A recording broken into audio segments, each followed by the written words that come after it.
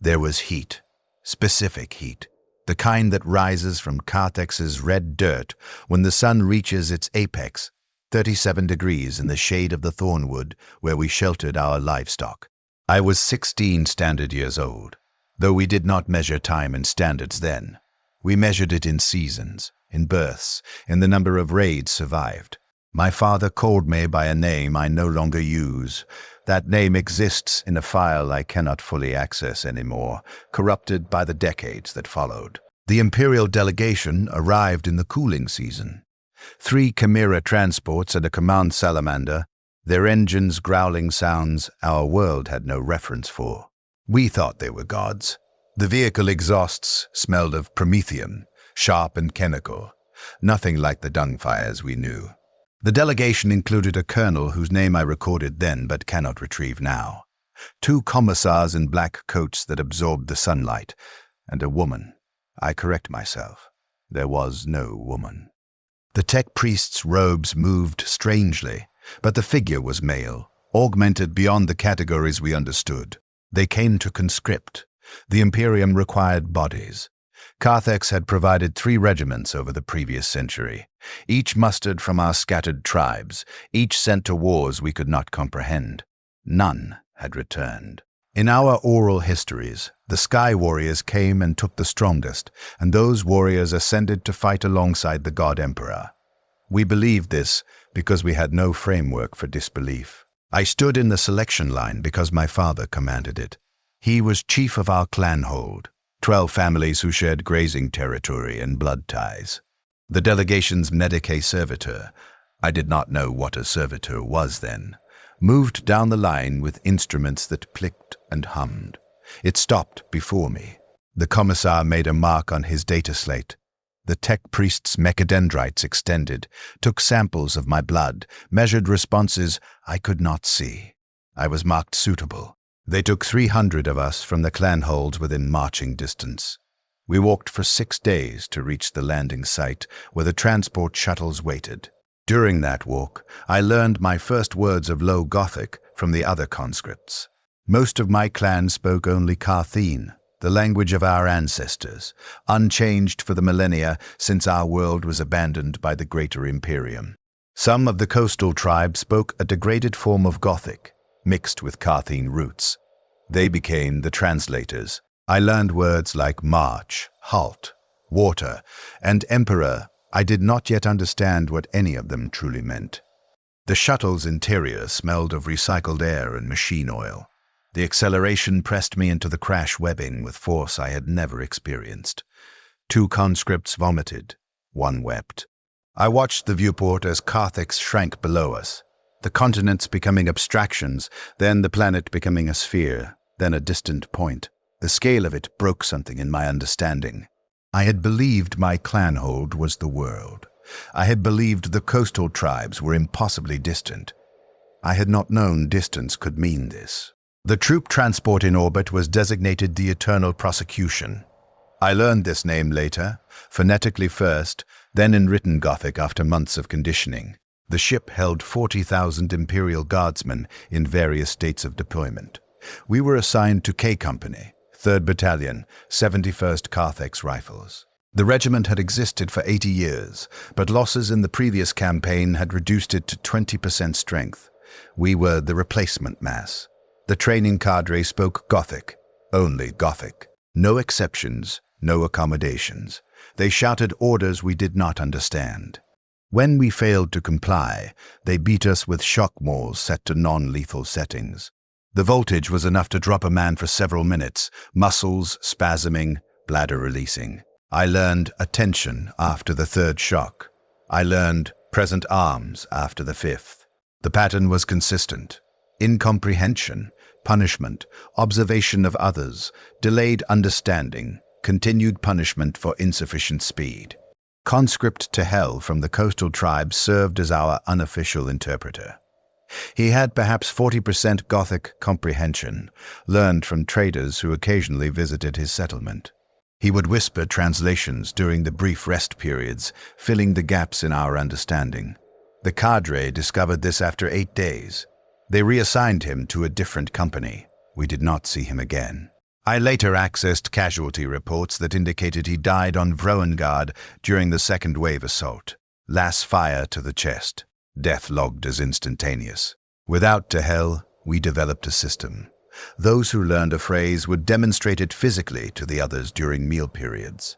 Forward march became a shuffling step forward. Ready lass became the motion of raising the lascan. Fire became the trigger pull. We learned Gothic as a series of movements attached to sounds, like training animals. This is what we were, I understand now. Animals being conditioned to respond to specific stimuli. I learned to field strip a lasgun before I learned the words for its components. My hands knew the power cell release, the barrel shroud removal, the focusing array extraction. Only later did I attach Gothic terminology to these actions. The firing range tests came before language competency. We were handed lascans and pointed toward target servitors downrange. The instructor shouted, "Fire," and struck us with shock mauls until we pulled the triggers. Accuracy was not initially required. Compliance was. Private Corvin was assigned as our squad leader. He was Carthene from my own conscription wave, but he had somehow acquired functional Gothic in the first month. Later I learned he had memorized entire phrase banks phonetically, without understanding grammar or structure. He could repeat orders with proper pronunciation, but often did not comprehend their meaning. This made him ideal for the Imperial Guard's purposes. He could transmit commands downward even if he could not explain them. The training cycle lasted 4 months standard. By the end, I had perhaps 15% Gothic comprehension. I could follow direct orders. I could report basic status, ammunition count, casualty status, position. I could not hold a conversation. I could not ask questions beyond the prescribed formats. I could not explain concepts that did not have direct military applications. We learned the regimental creed in Gothic, phonetically, without translation. We recited it each morning at muster. In the Emperor's name we march, by his will we endure. For his glory we fall. The rifles do not retreat. The rifles do not surrender. The rifles are the Emperor's instrument. I did not know what these words meant. I knew that speaking them incorrectly resulted in punishment detail. I knew the rhythm and the cadence. I knew Sergeant Vole would inspect our formations during the recitation, looking for moving lips that did not match the sounds. Thinking about meaning would disrupt the recitation. We learned not to think. Our first combat deployment came before our training was technically complete. Casualty rates across the sector had exceeded projections. The Eternal Prosecution diverted to Gaul's world, an agri-production planet experiencing heretic uprising. We deployed with 11 days warning. The veteran companies deployed first. We were held in reserve, which meant we waited in the landing craft's cargo hold for 6 hours while listening to the Vox traffic from the front. The Vox was in Gothic, rapid Gothic, full of terminology and abbreviations I did not recognize. I caught perhaps 1 word in 10. Contact. Suppressing. Numbers that meant nothing. Grid reference. Danger close. The voice tones changed when casualties were taken. The pitch rose. The speed increased. Then silence as units were destroyed or communications severed. When we finally deployed, we landed in a combat zone already 3 hours into engagement. The landing zone was marked by burning prefab structures and the bodies of the first wave. The sergeant, a new sergeant, Corvin had died on approach, shot through the viewport of the leading Valkyrie, pointed and shouted orders. I understood advance and suppress. I followed the man in front of me. The enemy were heretic militia, former PDF who had rejected imperial authority. They wore the same flak armor pattern we did. They fired the same pattern lascans. The only distinction was the symbols they had painted on their armor, 8-pointed stars I did not yet recognize. Identifying targets required visual confirmation at close range. Mistakes were common. Private Jeshua, from my training cohort, shot Guardsman Talek from H Company during the first engagement. Talek had removed his helmet due to heat stress. At 40 meters through smoke, he was indistinguishable from the enemy. Jeshua shot him twice in the back. Jeshua realized his error when he advanced and saw the regimental markings. He stopped moving. He stood in the open, staring at Talek's body. Enemy fire took him 13 seconds later. Rounds through the abdomen and throat. He fell beside the man he had killed. I logged this data because I was present. I observed the exchange. I did not yet have the Gothic vocabulary to report it properly, so I said nothing. The commissar attached to our company later executed 3 men for cowardice. Whether Jeshua's death was included in that accounting, I do not know. The reports were filed in Gothic. I could not read Gothic then. Our company took 40% casualties in the first engagement. Casualty retrieval protocols were explained in Gothic. We did not understand them. The dead remained where they fell until the veterans from K Company's 2nd Platoon, survivors of the previous campaign, retrieved them during the night cycle. We learned by watching them work. They moved efficiently, checking vitals, taking identification tags, stacking bodies in designated collection points. We mimicked these actions in subsequent engagements. The campaign lasted 8 weeks. During that time, I learned Gothic contextually, through repetition and consequence. When the sergeant shouted "grenades," I learned to throw the fragmentation devices we carried. When he shouted "down," I learned to seek cover. When he shouted "fix bayonets," I learned we had depleted our ammunition and the enemy was close. Casualties reduced our communication problems through a brutal form of selection. Those who could not understand orders died first. They advanced when they should have held. They held when they should have advanced. They clustered when they should have dispersed. Enemy fire found them. After 3 weeks, our survival rate correlated directly with Gothic comprehension. The Imperium had designed an efficient language training program. Understand or die. I learned the word medic when Trooper Hallis took shrapnel to his leg. He screamed it repeatedly, the syllables distorted by pain but recognizable. A corpsman arrived, administered a coagulant injection, and dragged him to the casualty collection point. Hallis survived. His leg did not. I saw him later during a rear area resupply, moving on standard pattern augmetic replacement. He could walk. He could fight. The Imperium considered this an acceptable outcome. We cycled through 3 sergeants during the Goals World campaign. Each died. Each was replaced by a veteran from another company, transferred in to provide battlefield leadership our unit lacked. Each spoke Gothic. Each shouted orders we partially understood. Each died before we could fully learn their command style. Consistency was impossible. We adapted to each new leader's patterns, learned their specific vocabulary, their preferred tactics. Then they died and we began again. Sergeant Martel lasted the longest, 19 days. He was transferred from the 23rd Company, a veteran of 4 campaigns, missing his left eye to a shrapnel wound that had scarred across half his face. He spoke slowly, deliberately. He repeated orders twice. He used simple vocabulary. He demonstrated what he wanted before ordering us to execute it. I began to understand him, not perfectly.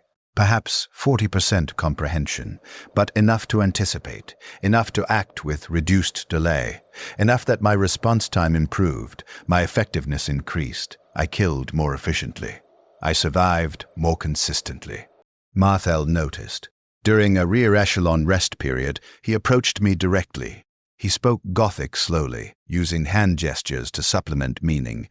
You learn fast. I understood these words. I nodded. He continued, you become corporal. I did not understand corporal then, but I understood the tone. Promotion, additional responsibility. I nodded again. He died the next day. A heretic sniper, range approximately 200 meters, single shot through the neck. The round severed his carotid artery. He bled out in 90 seconds. I was standing 3 meters from him when it happened. I heard the crack of the shot, saw the blood spray, watched him fall. I did not yet know the word sniper. I learned it when Commissar Vane ordered us to locate and eliminate the sniper position. By then, Marthel had been dead for 4 minutes. The data was logged. The replacement requisition was filed. The campaign concluded with the heretic leadership's public execution. We were assembled to witness. The commissariat explained, in Gothic, that we would observe the price of heresy. I understood perhaps 60% of the explanation by then. I watched 12 men and women hang from industrial scaffolding in the main square of Gauls Landing. Their bodies were left for 3 days as instruction. We were stationed in the square as security during this period. The smell of decay and Gauls' humidity was specific. Sickly sweet, mixed with the chemical preservatives the commissariat had applied to slow decomposition. I logged it. The data persists.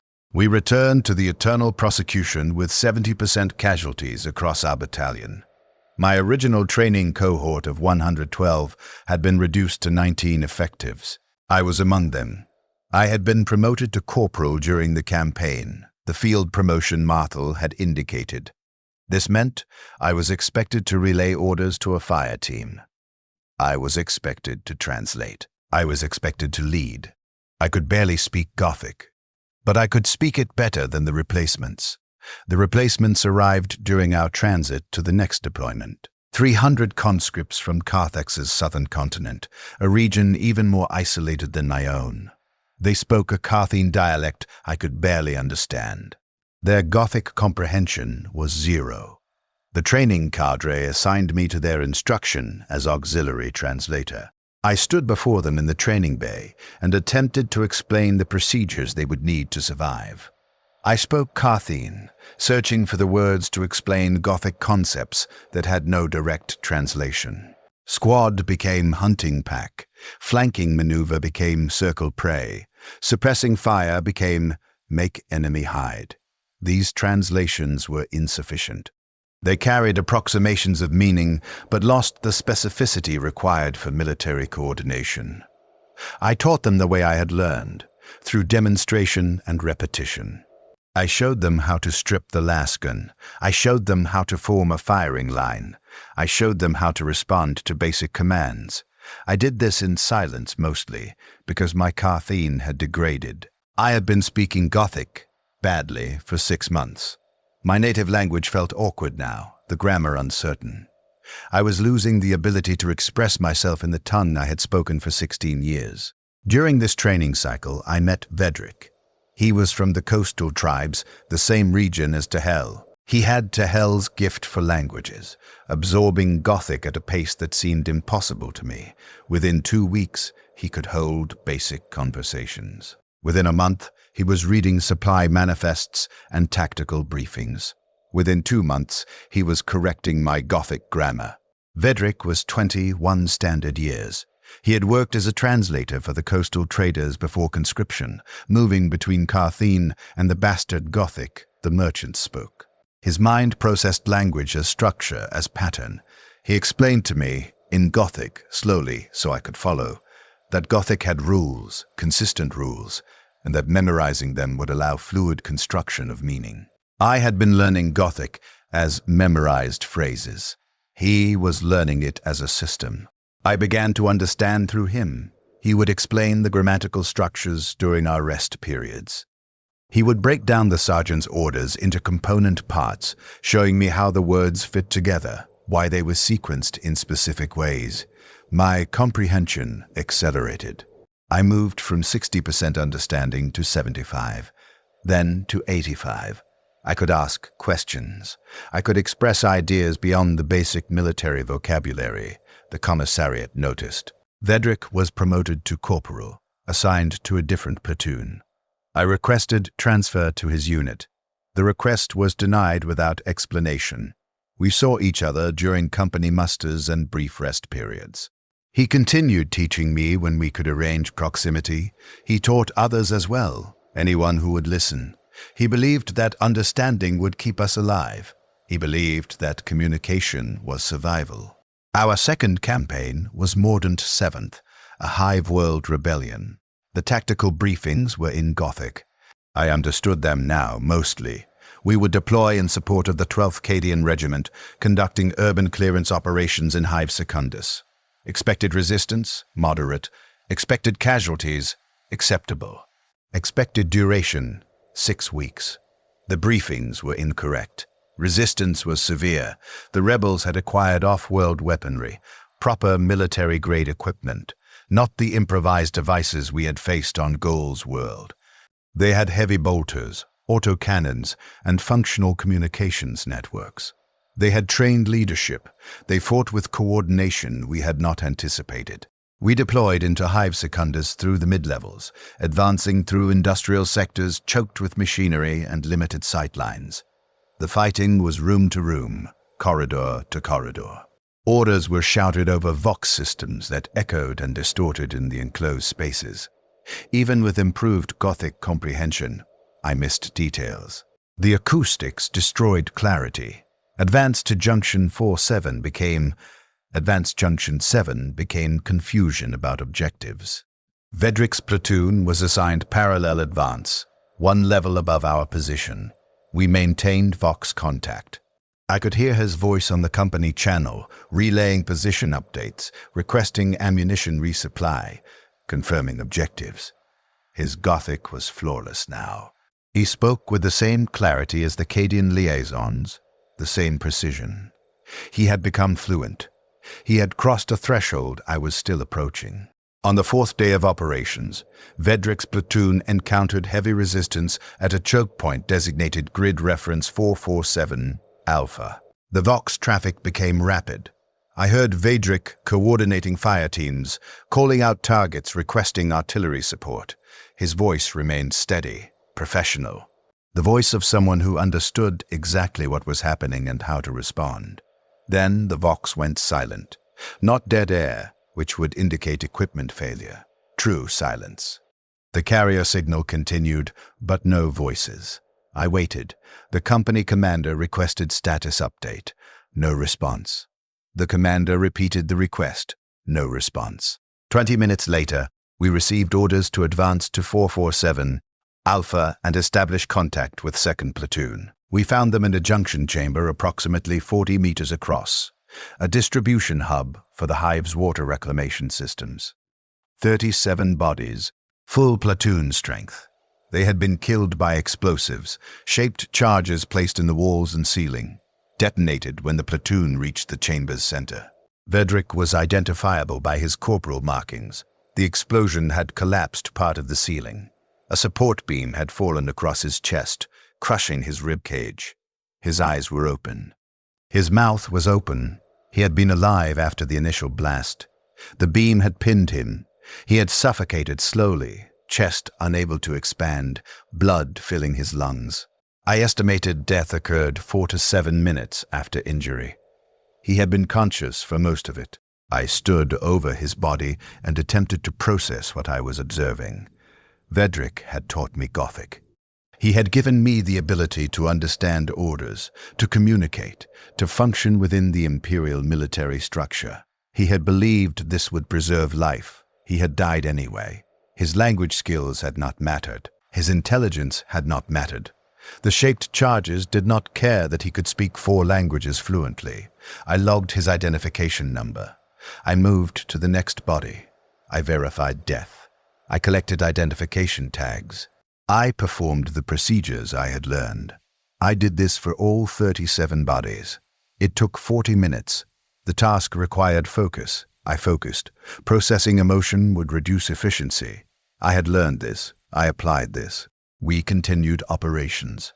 Vedric's platoon was not replaced. Our company continued at reduced strength.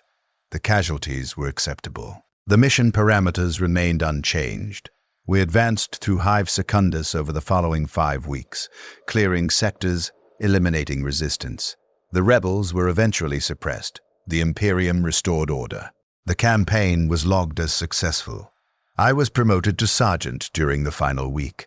This promotion came because the previous sergeant had died, because I had demonstrated competence, because I could now speak Gothic fluently. I could translate for the Carthene conscripts in my platoon. I could relay orders downward. I could report status upward.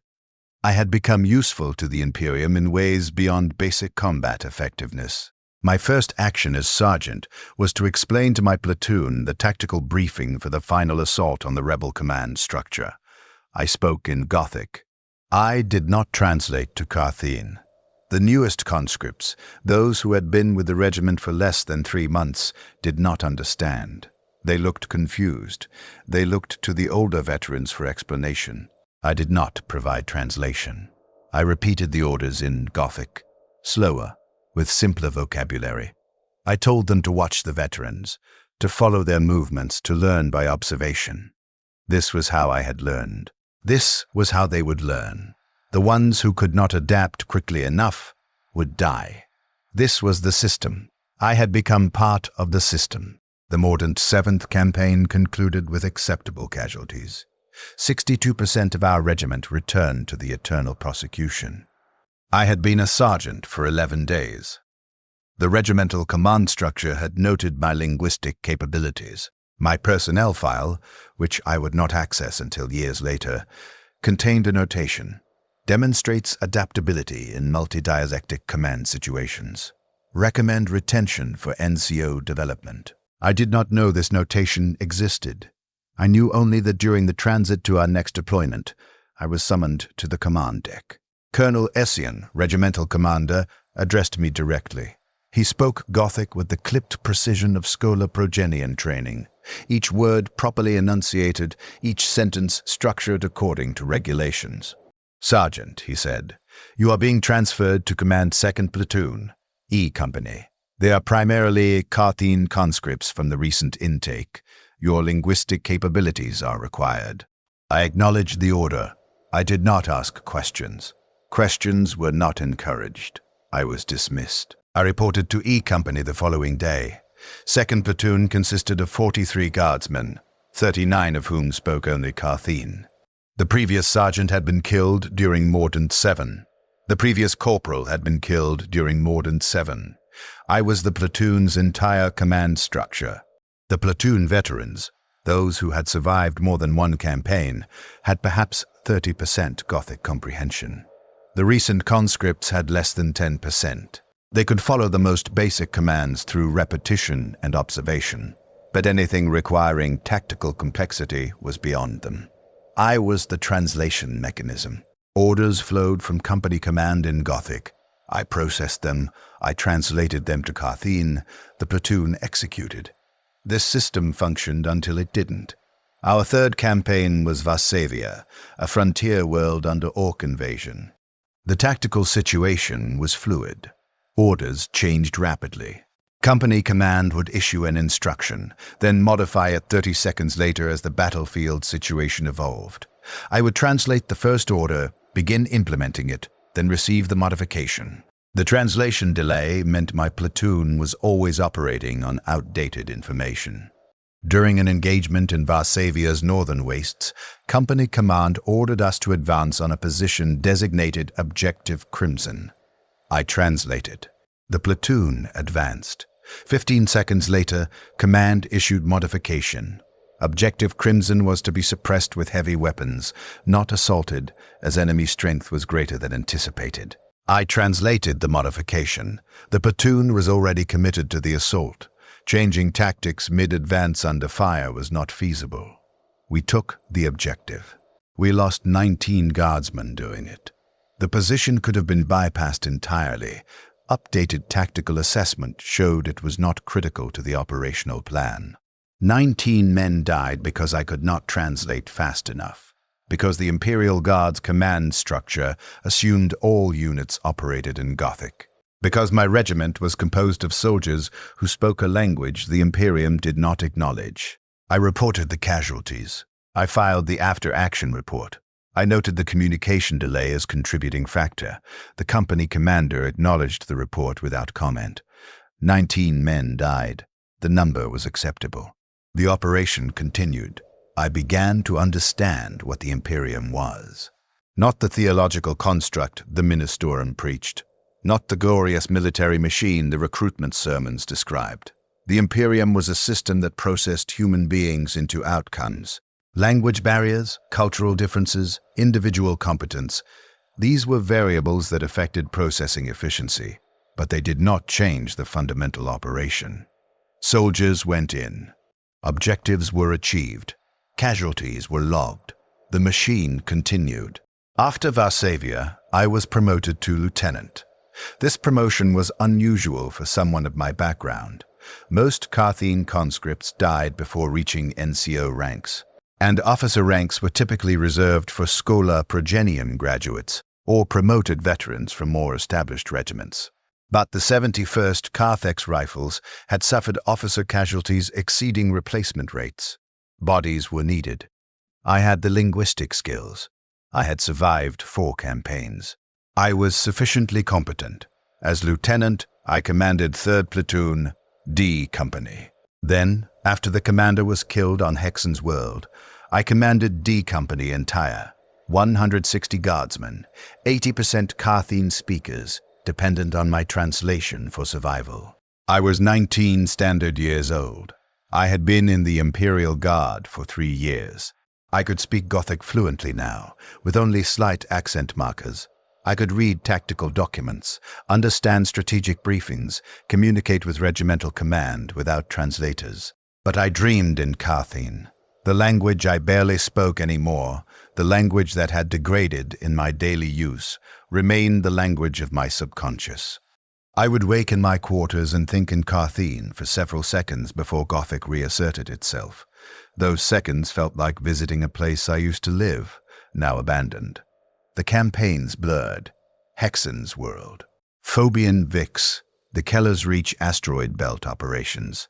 Each deployment followed the same pattern: tactical briefing in Gothic, translation to Carthene, execution with acceptable casualties, after-action reporting transit to next deployment. The Guard replaced casualties with new Carthene conscripts who spoke no Gothic. I trained them. They learned enough to function. Many died before achieving competence. This was expected. During this period, I estimate 18 months, though my time tracking had become imprecise, I attempted systematic language instruction. I scheduled training sessions during rest periods, teaching Gothic grammar and military vocabulary to any guardsmen who would attend. Attendance was voluntary. Survival rates among those who attended increased by measurable percentages. Regimental command noticed this and issued a directive. All Carthene guardsmen were to attend mandatory Gothic instruction during rest periods. Rest periods were reduced to accommodate instruction time. The training became resented. The guardsmen attended because they were ordered to, not because they wished to learn. Effectiveness decreased. I was learning that institutional mandates could poison voluntary improvements. After 6 campaigns, I was promoted to captain. I commanded K Company, the company I had originally been assigned to as a conscript. Of my original training cohort of 112, 3 remained alive, myself. Trooper Hallis, now operating on 2 augmatic legs after losing the second on Phobian VI, and Corporal Venn, who had lost his left arm and most of his face to a plasma weapon malfunction. We did not speak of the early days. We processed our current duties and continued. As captain, I interfaced directly with regimental command. Colonel Essien was dead, killed during Keller's Reach. Colonel Varus had assumed command. Acadian transfer brought in to stabilize our decimated command structure. Varus spoke only Gothic. He had no interest in learning Carthene. He issued orders with the assumption that they would be understood and executed.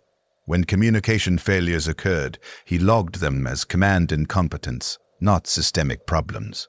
During a planning session for the assault on Forge World Metallus 7, Varus issued a complex tactical order involving coordinated advances by 4 companies along separate approach vectors, with timing synchronized to within 5-minute windows. The briefing was in Gothic, rapid Gothic, technical Gothic. He used terminology I had never encountered: artillery coordination protocols, macro-tactical integration markers, naval fire support request procedures. I understood perhaps 70%. This was insufficient for the order's complexity. I requested clarification. Varus looked at me with an expression I had learned to recognize: contempt mixed with impatience. "Captain," he said, "if you cannot comprehend standard tactical Gothic, perhaps you should return to the enlisted ranks." I did not respond. I could not explain that standard tactical Gothic assumed a level of linguistic and technical education that no Carthene conscript received. I could not explain that I had learned Gothic through punishment and death, not through proper instruction. I could not explain that I was translating this order for 160 guardsmen who depended on my understanding for their survival. I acknowledged the order. I returned to my company. I translated what I understood. I improvised what I didn't. The assault on Natalis 7 was chaotic. K Company's approach vector timing was incorrect. I had mistranslated a temporal marker. We arrived at our objective 14 minutes late. The enemy had reinforced the position. We took it anyway. Casualties were 63%. Acceptable. After Natalis 7, I began to study Gothic obsessively. I requisitioned technical manuals, tactical doctrine documents, linguistic primers. I read during rest periods, during transit, during any moment not dedicated to immediate duties. I was determined to eliminate the comprehension gap. I was determined to understand every possible variation of military Gothic so that I would never again mistranslate an order. It took 3 years. 3 years of constant study, 3 years of absorbing vocabulary and grammar and technical terminology. I learned artillery coordination protocols. I learned naval liaison procedures. I learned engineering terminology, medical terminology, logistics terminology. I became fluent not just in Gothic, but in the specific military Gothic the Imperial Guard used across all its specializations. By the end of those 3 years, I could comprehend any briefing, any order, any document. I could communicate with Cadian officers, Catachan sergeants, Mordian tacticians. I could read classified intelligence reports. I could understand encoded Vox traffic. I had achieved complete linguistic competence. I was 24 standard years old. I had been in the Imperial Guard for 8 years. Of my original regiment, 4% remained alive. The Carthene conscripts I commanded had been replaced 3 times over. I knew all the Gothic words for death. KIA, combat ineffective, acceptable losses, strategic casualties, martyrdom.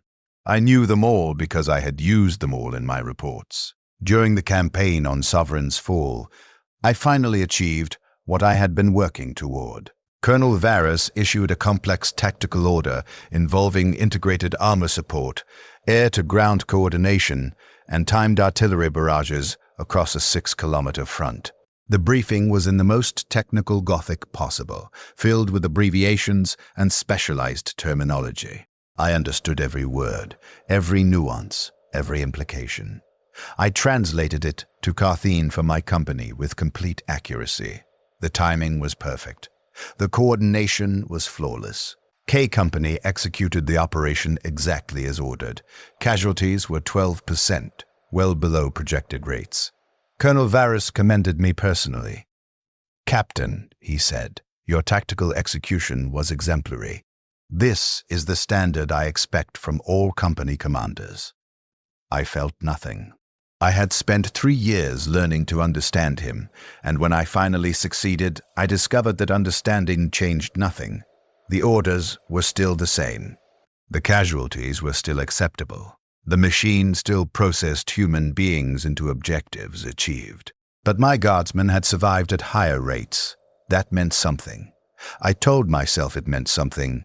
After Sovereign's Fall, I was promoted to Major and given command of 2nd Battalion. This placed me in direct command of 4 companies, approximately 500 guardsmen. The promotion came with a realization I had been avoiding. Most of my battalion were recent conscripts. Most spoke only Carthene. Most depended on translation from their officers and NCOs. And most of those officers and NCOs had learned Gothic the way I had, incompletely, through trauma and death. I implemented battalion-wide Gothic instruction, mandatory sessions, 2 hours daily, using the methods I had developed. I trained the officers and NCOs first, ensuring they could teach properly. I created standardized lesson plans. I requisitioned proper educational materials. I built a systematic language training program. It worked. Comprehension rates increased across the battalion. Communication delays decreased. Tactical execution improved. Casualty rates declined by measurable percentages. I was saving lives through proper education. I was creating a functional military unit from conscripts who had been set up to fail. Regimental command took notice. After the campaign on Dracion, I was summoned to meet with Colonel Varus and the regimental staff. They had reviewed my training program. They had observed the results. They were impressed. "Major," Varus said, "your language training protocols have demonstrated significant value. We are implementing them across the regiment. You have improved combat effectiveness measurably." I should have felt accomplishment. I felt only exhaustion. 8 years of work. 8 years of watching guardsmen die because they could not understand orders. 8 years of learning Gothic word by word, grammar rule by grammar rule, until I could finally communicate without delay. And the reward was that more guardsmen would survive long enough to die in the next campaign. But they would survive longer. That was not nothing. I commanded 2nd Battalion for 2 more campaigns. Morticus Hive, the Tannin Reach incursion.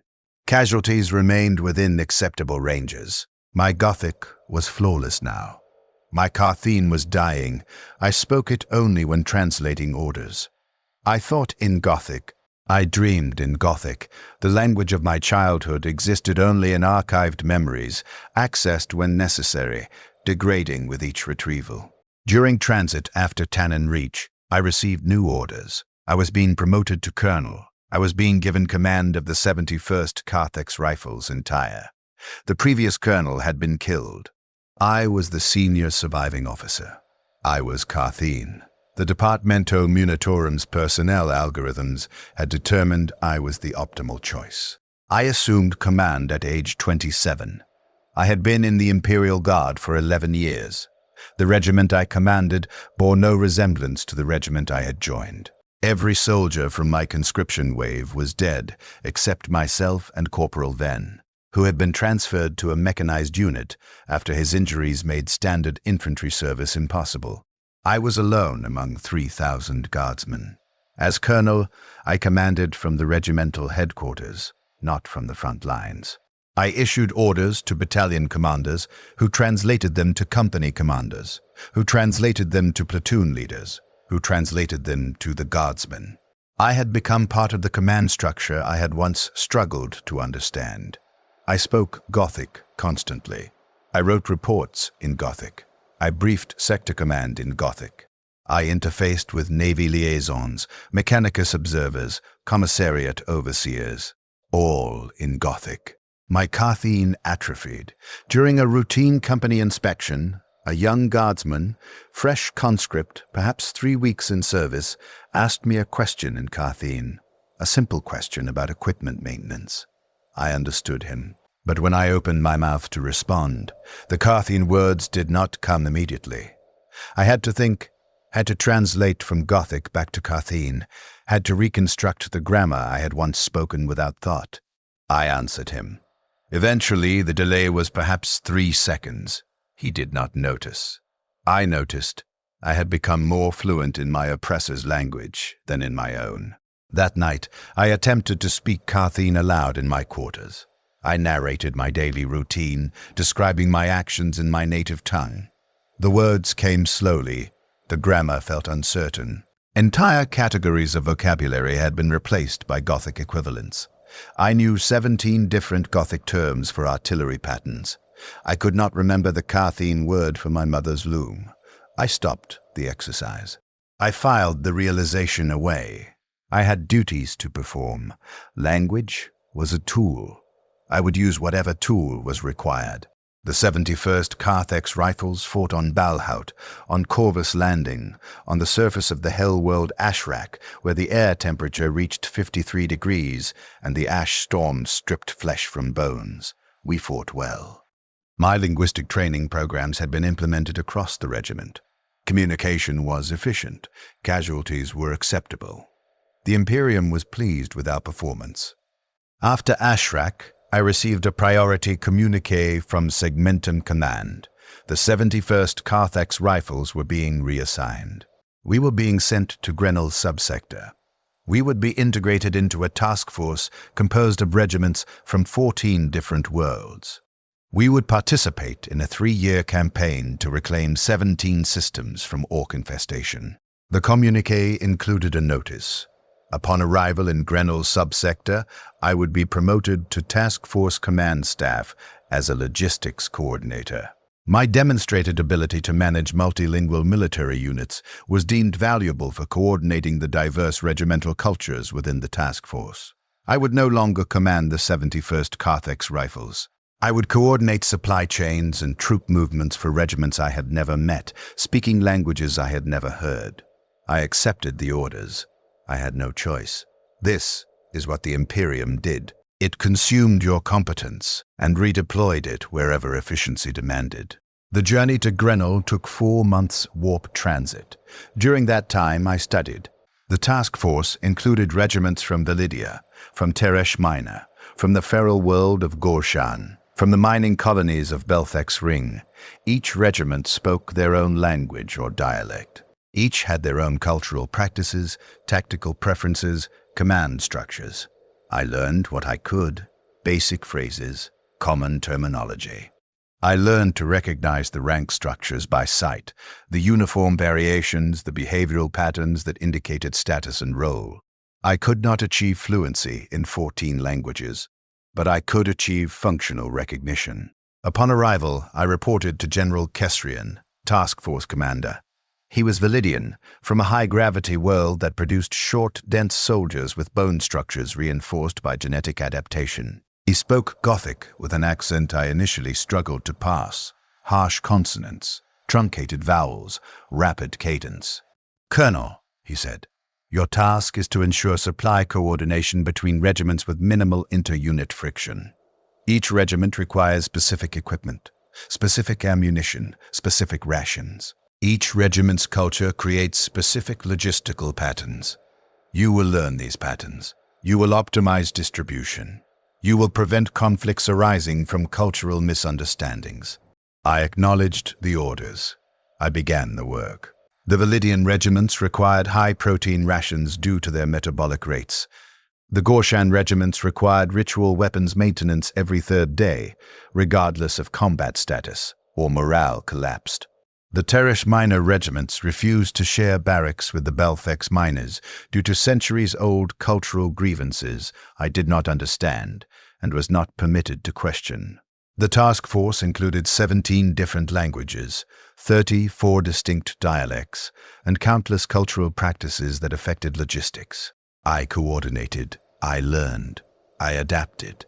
I spent 14-hour work cycles managing supply requisitions, resolving disputes over equipment distribution, explaining to regimental commanders why their specific cultural requirements could not always be accommodated in active war zones. I spoke Gothic constantly, varying my accent and vocabulary to match each commander's comprehension level. I did not speak Carthene. There were no Carthene regiments in the task force, except the 71st Rifles, and I no longer commanded them. I had no reason to access that linguistic file. It remained archived, degrading. The campaign lasted 3 years. The orcs were pushed back. 17 systems were reclaimed. Casualties across the task force were 41%. Acceptable. My logistical coordination was noted as efficient. I was commended. I was promoted to command staff, assigned directly to segmentum logistics planning. I was 31 years old. I had been in the Imperial Guard for 15 years. I could speak 7 languages with functional competence. I could understand portions of 11 more. I had forgotten what my father's voice sounded like. I had forgotten my original name. These data existed somewhere in my memory, but the files were corrupted, the connections severed. I worked in logistics planning for 3 years. I coordinated supply chains across dozens of war zones. I never deployed to combat. I worked from orbital stations and rear echelon facilities, managing data streams and resource allocation. I was effective. I was efficient. I processed billions of units of equipment, trillions of rounds of ammunition, millions of human beings through the supply networks I optimized. The Imperium recognized my competence. I was given greater responsibility. I coordinated multi-sector campaigns. I allocated resources between competing operational theaters. I decided which regiments received priority resupply, which could sustain combat operations with degraded logistics, which would be allowed to suffer shortages because other fronts demanded resources. I made these decisions in Gothic. I documented them in Gothic. I justified them using Gothic terminology that made atrocity sound like optimization, acceptable casualty thresholds, sustainable degradation rates, strategic resource reallocation. The words were clean. The decisions killed thousands. This was efficiency. During my 4th year in logistics planning, I received a priority communique. I was being reassigned again. The Departamento Munitorum had identified a specific operational need. The 193rd Viridian Guards had suffered catastrophic officer casualties during the Crescia campaign. The regiment was composed of soldiers from Viridia Prime, a feral world similar to Carthag's. They spoke Viridian, a language unrelated to Gothic. They had no officers capable of interfacing with higher command in Gothic. I was being sent to command them. My demonstrated ability to bridge linguistic and cultural divides was required. I read the communique 3 times. I verified the orders were authentic. They were. The Imperium had identified the pattern of my competence. I learned languages. I commanded soldiers who could not speak Gothic. I maintained operational efficiency despite communication barriers. This was my function. This was what I would do again and again, wherever the Imperium required it. I accepted the assignment. I began studying Viridian using linguistic databases and cultural briefings. The language bore no resemblance to Carthene. Different grammatical structure, different phonetic patterns, different conceptual frameworks. Learning it would take years. I arrived at the 193rd Viridian Guards with perhaps 5% Viridian comprehension. Basic greetings. Simple commands. The regiment looked at me with the same confusion I had once felt looking at Gothic-speaking officers. I was the outsider now. I was the commander who could not communicate. I began learning, again. I spent my rest period studying grammar. I practiced pronunciation with any guardsmen willing to endure my clumsy efforts. I learned through observation, through repetition, through the slow accumulation of vocabulary and structure. The process was familiar. I had done this before. It took 4 years. 4 years to achieve functional fluency in Viridian. 4 years of commanding through interpreters, of watching communication delays cause casualties, of knowing that my inability to speak directly to my regiment was killing them. By the time I could speak Viridian fluently, the regiment had suffered 68% casualties across 7 campaigns. Most of the original soldiers were dead. Replacements from Viridia Prime had arrived. Fresh conscripts who spoke only Viridian, who looked at me with respect now because I could speak their language, who did not know that I had learned it over the corpses of their predecessors. I was 39 years old. I had been in the Imperial Guard for 23 years. I commanded the 193rd Viridian Guards with complete linguistic competence. Communication was efficient. Casualties decreased to acceptable baseline rates. The Imperium noted my success. 6 months later, I received new orders. I was being transferred. The 88th Boros Legion required command staff with multilingual capabilities. They were a mixed regiment, conscripts from 4 different feral worlds, speaking 3 different languages. My expertise was required. I read the orders. I understood immediately. This was the pattern. This was my function within the Imperial machine. I would be transferred to a regiment whose language I did not speak. I would spend years learning to communicate. By the time I achieved fluency, most of the original regiment would be dead, and I would be transferred again. My competence would always be delayed.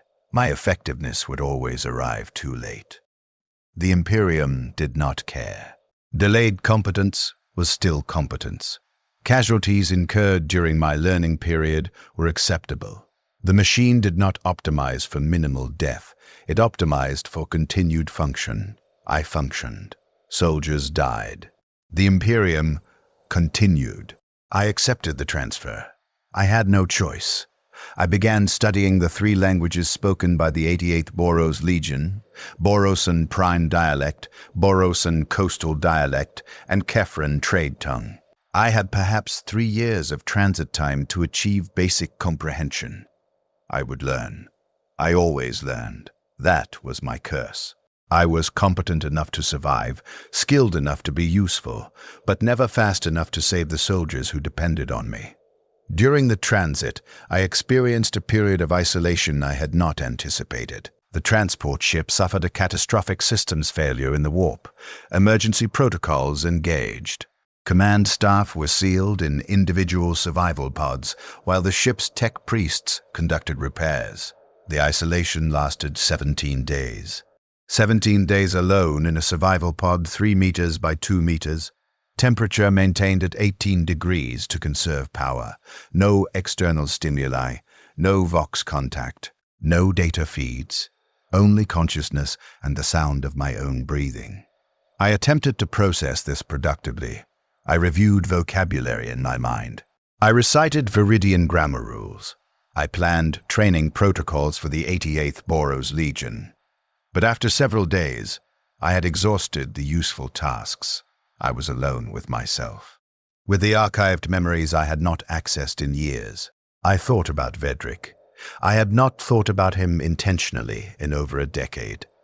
The memory surfaced unprompted. His face, the sound of his voice explaining Gothic grammar, the way he had believed that language was survival, that understanding would protect us. He had been correct, in a way. Language skills increased survival rates, but they did not guarantee survival. The shaped chargers on Mordant 7 had not cared how many languages he could speak. I thought about my father. I could not retrieve his face clearly. The file was corrupted, but I remembered his voice telling me to stand in the selection line. The heat of Carthex persisted as sensory memory, 37 degrees in the Thornwood shade. These sensory details remained when narrative memory failed. I thought about the soldiers I had commanded, thousands of them across dozens of campaigns. I could not remember most of their names. I had learned to process them as data points, casualties, effectives, replacement requirements. This was necessary. Remembering them individually would have been unbearable. But in the isolation pod, with nothing else to process, I attempted to count them. How many soldiers had died under my command while I was still learning their language? While I was fumbling through translations, delaying orders, misunderstanding briefings, the number was not calculable. Too many campaigns, too many casualties, too many languages learned too slowly. I counted the languages instead. Carthene, Gothic, Viridian, Borosan Prime, Borosan Coastal, Kefran. 6 languages. I was learning my 6th language. I was 39 years old. How many more languages would the Imperium require me to learn? How many more regiments would die while I studied grammar? The isolation ended. The ship's systems were restored. I emerged from the survival pod and resumed my duties. The 17 days alone had changed nothing. I would proceed to the 88th Boros Legion. I would learn their languages. Soldiers would die. I would become competent. I would be transferred. The cycle would repeat. I command the 88th Boros Legion now. I have been with them for 14 months. I have achieved perhaps 40% comprehension in Borosan Prime, 20% in Coastal Dialect, 15% in Kefran. I command through interpreters. Orders are delayed. Casualties are elevated above baseline projections. I study every day. I will achieve fluency. It will take years. Most of the current regiment will be dead by then. The replacements will respect me for speaking their language. They will not know what it cost to learn it. I am 40 years old. I have been in the Imperial Guard for 24 years. I can speak 6 languages with varying degrees of competence. I have commanded thousands of soldiers across dozens of worlds. I have been commended for my effectiveness, promoted for my competence, valued for my ability to bridge cultural and linguistic divides. I have also presided over the deaths of thousands, not through incompetence, not through cowardice, but through the structural inevitability of the imperial system. The Imperium assigned me to command soldiers whose language I did not speak. The Imperium gave me years to learn while soldiers died from communication failures. The Imperium called this acceptable. The Imperium called me effective. I am effective. I function. I process orders from Gothic into whatever language my current regiment speaks. I translate tactical briefings, strategic objectives, casualty reports. I convert the Imperium's hunger into terms that feral world conscripts can understand. I am the interface between the machine and its fuel. I understand now what I am. I am not a leader. I am not a protector. I am a translation mechanism. The Imperium inputs orders in Gothic. I output them in Carthene, Viridian, Borosan, whatever language is required. The quality of translation improves over time. Casualties decrease over time. By the time I achieve optimal efficiency, I am transferred to a new regiment, a new language, and the process begins again. This is my function. This is what the Imperium has optimized me to perform. I am competent enough to eventually succeed, but never fast enough to prevent the deaths incurred during learning. My effectiveness is always delayed. My competence always arrives too late. The Imperium does not care. Delayed competence still achieves objectives. Elevated casualties during transition periods are factored into projections. The machine accounts for my inefficiency and compensates with additional bodies. The supply of feral world conscripts is effectively infinite. My learning curve is acceptable. I continue because I have no choice, because terminating my service would require failure or death, and I am too competent to fail, too careful to die. Because somewhere in my corrupted memory files, I still believe that learning the next language will save the next regiment, that if I study hard enough, fast enough, I can become fluent before too many die. This belief is irrational. The evidence contradicts it. I have learned 6 languages. Thousands have died during my learning periods. The pattern will not change, but the belief persists because without it, I would have to confront what I have become, a component in a machine that processes human beings into acceptable casualties. I dream in Gothic now, always Gothic. The language of the Imperium, the language of orders and casualties and efficiency. Carthene exists only in degraded archives, accessed occasionally, mostly forgotten. I cannot remember my father's face. I cannot remember my original name. These losses are acceptable. They do not affect my function. I will learn Borosan. I will achieve fluency. The 88th Boros Legion will respect me. Then I will be transferred to another regiment, another language, and the cycle will repeat. This will continue until I die or until the Imperium no longer requires my function. I am colonel of the 88th Boros Legion. I command 3,000 soldiers who speak languages I barely understand. I translate orders that arrive too late, execute tactics I cannot fully explain, file casualty reports in Gothic while my soldiers die calling for help in words I have not yet learned. This is what the Imperium costs. Not glory, not honor, not even suffering. Just this. Your competence delayed and repeated until you forget what you were competent for. There was heat. 37 degrees in the thornwood shade. That memory persists when everything else has degraded. I do not know why. Perhaps because it was the last moment I existed outside the machine. Perhaps because some fragment of my consciousness needs to maintain connection to something that was real, that was mine, that was not translated into Gothic and filed as acceptable loss. I exist now as a function. I process linguistic data. I convert imperial orders into feral world comprehension. I accumulate languages like the Imperium accumulates casualties, continuously, without sentiment, because accumulation is what the system requires.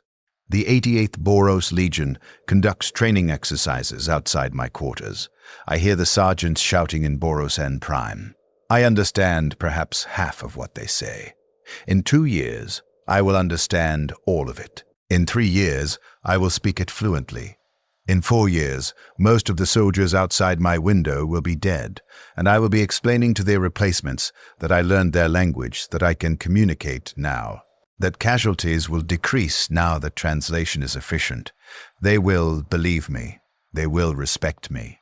They will not know that I learned their language by counting their deaths. This is what it is like to command a regiment that does not speak your language in Warhammer 40,000. This is the testimony. This is the data. I have logged it. I have archived it. I have processed it into words the Imperium will never read, in a language that changes nothing. The heat was 37 degrees. I was 16. I had a name. I don't remember what it was.